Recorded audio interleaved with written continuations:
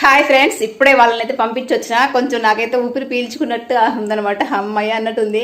అంత హడావుడి పొద్దుంది. అసలు ఈ రోజు అయితే నేను కనీసం బ్రష్ కూడా చేయలేదు అనమాట. అంత హడావుడి అయిపోయింది.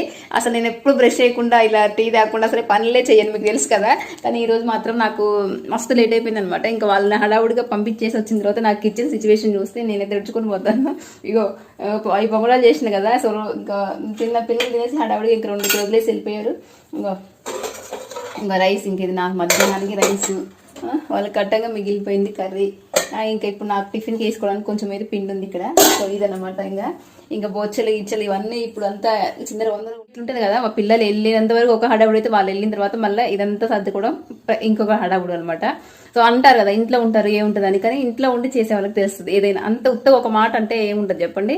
సో ఇంట్లో ఉండే వాళ్ళకి పని ఇంట్లోనే ఉంటుంది, బయట చేసే వాళ్ళ పని బయట చేసే వాళ్ళు తక్కువ నేను చెప్పను. అలాగే ఇంట్లో ఉన్న వాళ్ళు తక్కువ అని కూడా ఎప్పుడు అనుకోవద్దు, ఓకేనా.